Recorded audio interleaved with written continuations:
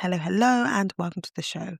Today, we are diving into ditching the career advice that is no longer serving you. I know that there are things that you will have learned as a junior professional that have really stuck and that have shaped the way that you show up at work, have shaped the way that you navigate your career. But today, I want to talk about why some of these things need to be re-looked at and rewritten because they no longer work and they are no longer helping you to get to where you want to get to in your career. So, if you're ready to stop navigating your career in a way that is outdated and no longer impactful, grab your notebook and a pen and let's dive in.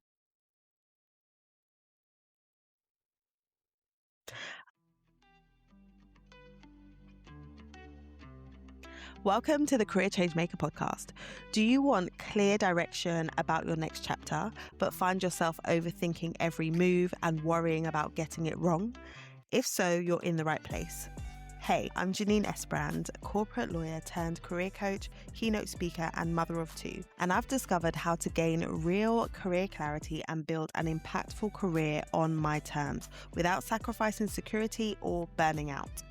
If you're ready for aligned career options, confident decisions, and work that protects your peace, close that comparison tab on LinkedIn, grab your notebook, and let's dive in.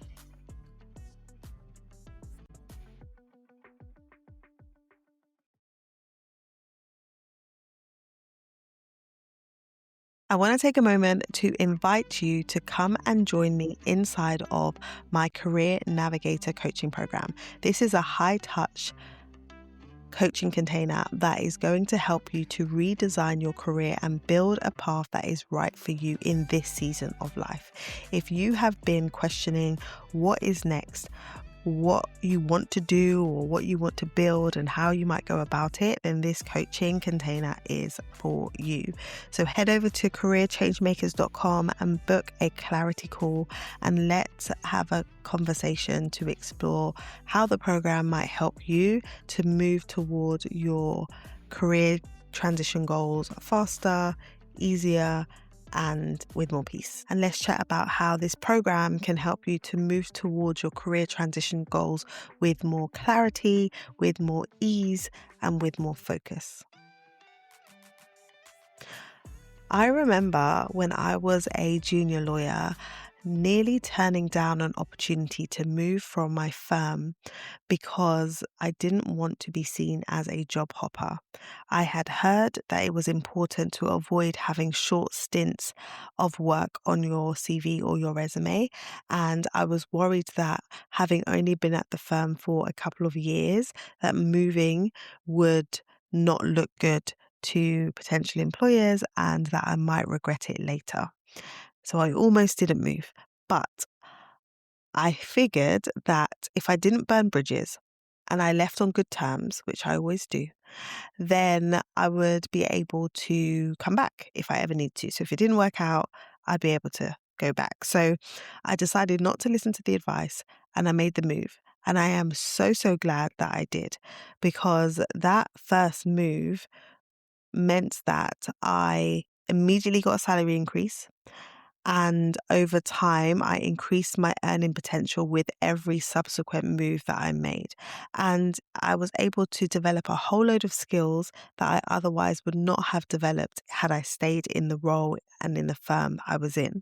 So that advice, which was well-meaning advice that may have been relevant many years ago, in terms of not having short stints on your CV, was no longer relevant, because gone are the days when you get a role and you stay within that role and within that organization for 30 years or 25 years. We are in a season, we are in a period where having multiple roles is normal. Moving around is absolutely normal. And in addition to that advice, as I look at the current landscape, there are many other pieces of career advice similar to that are no longer relevant. And when I speak to corporate women and I work with clients, I see that many of them are so focused on moving forward and growing and developing and figuring out what the next step is that they aren't really paying attention to how they're doing things and why they're doing things in their careers. So today I'm going to talk about three main areas where there is advice that we have been given that is no longer relevant and that you might want to replace with another approach. The first is work hard and the hard work will speak for itself. Work hard and the hard work will speak for itself. Now, working hard alone will not get you to where you want to go. If hard work was the only qualifier for success, there are people who are working multiple jobs in different spaces who are still struggling to make ends meet because hard work alone isn't enough. Hard work needs to be well placed in order for it to lead to the results. And hard work also needs to be acknowledged and talked about in order for you to get the recognition. Think about it. The pace of life right now is crazy. We move through our days so quickly. People are so busy. Back in the day when there was less pressure and we didn't have email and we didn't have an expectation that you would respond within a few minutes when you receive a Slack message or a Teams message, people had more time. Line managers, leaders had more time to pay attention to what people in the team are doing, how they are progressing, the impact that they are making. They had capacity to pay attention to that.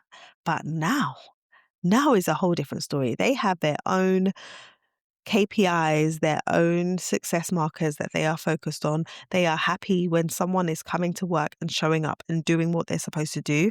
The leader, the manager is happy because it means that they don't have to worry about that person. It's like, you're over there doing a great job, fantastic, so happy, so grateful that you are a star player, you are an A player, and you come and bring your A game. So because they are happy that you are just getting on with it and doing a great job, they aren't necessarily paying attention to everything that you're doing and all of the results that you are creating. So what do we do then? If people are not seeing it and people are not noticing it, you have to be responsible for making sure that those key wins, those key results that you are achieving, you have to make sure that they don't go unnoticed. And in order to do that, you have to start operating on two tracks. On the one hand, you are showing up and you are doing the work that you are paid to do. You are showing up, doing the work and doing it well because that's just who you are. That's on the one hand. But also, and this is the bit that lots of people are missing, also, you need to make a plan for how you are going to make sure that the work that you're doing and the results that you're achieving are being noticed and acknowledged. How are you going to talk more about the work that you're doing and how are you going to do so consistently in front of the right people? So do the work and then promote the work.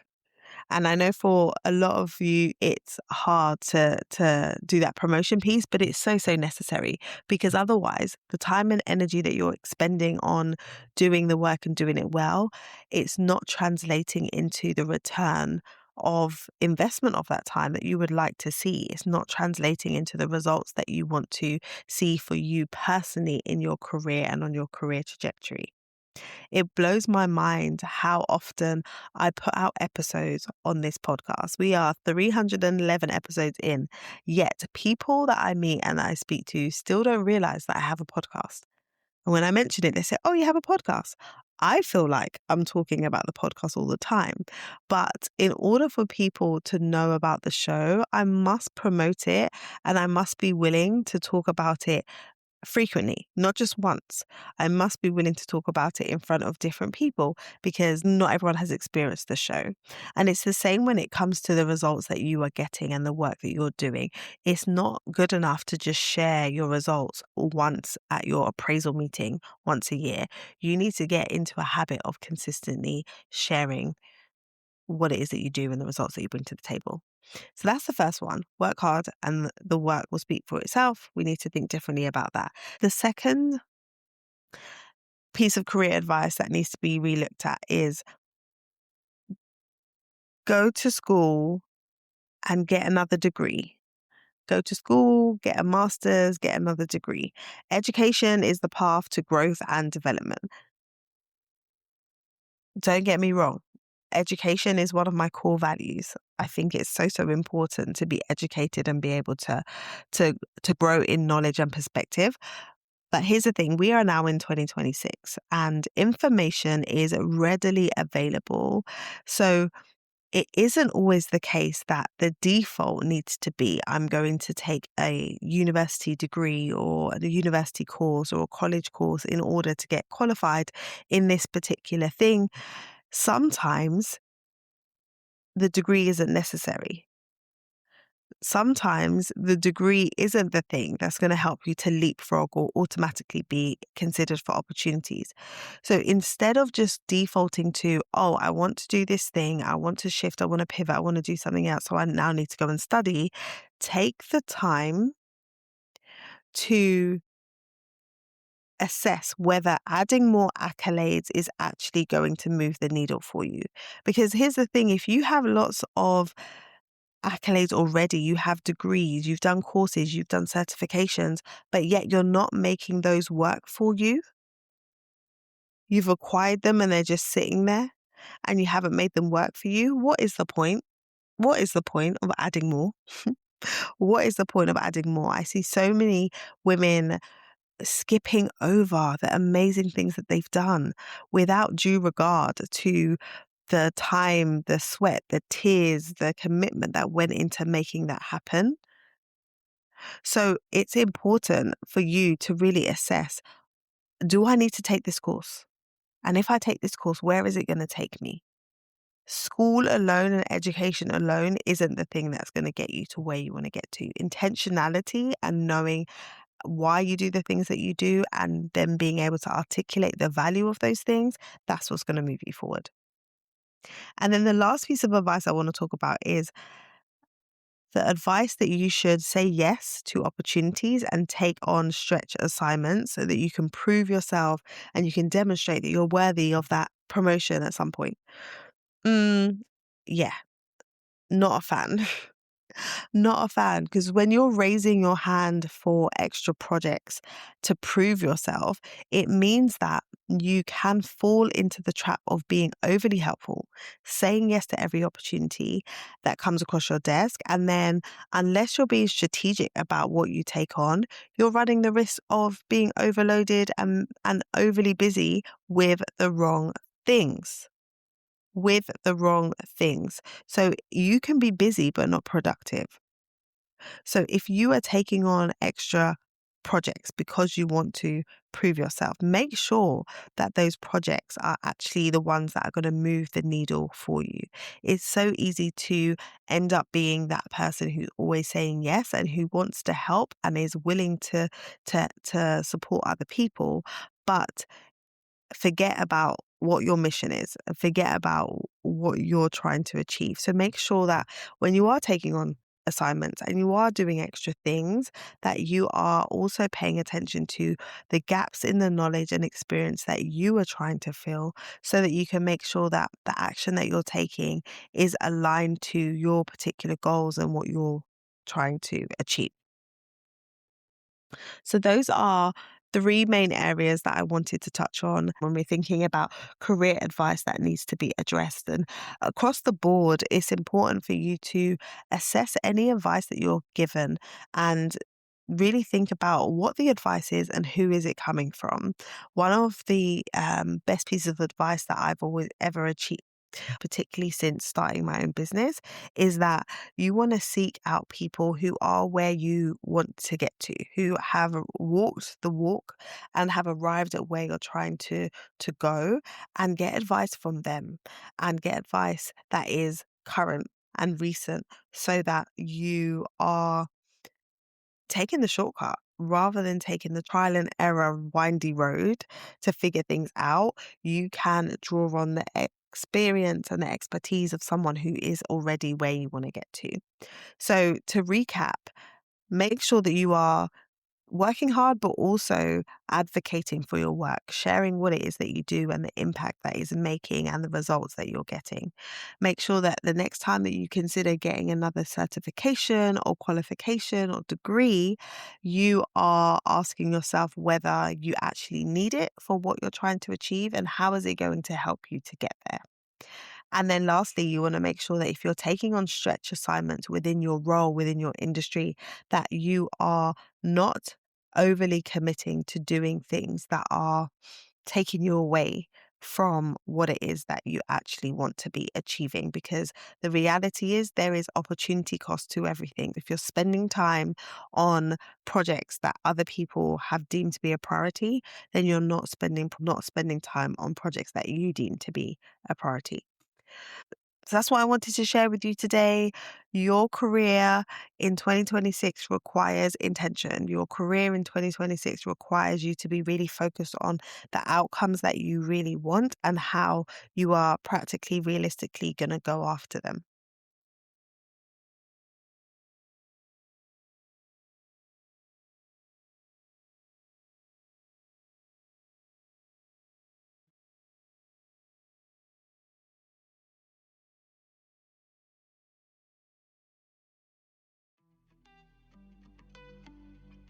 Hey, ambitious woman, I hope you enjoyed today's episode. If so, would you take 30 seconds to follow the show and share it with someone who may be quietly rethinking their next chapter?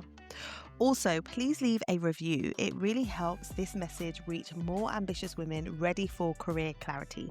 And it lights me up to know that this podcast is helpful to you. Until next time, go and take one strategic step forward, and I'll meet you back here in a few days for another episode. Let's keep building.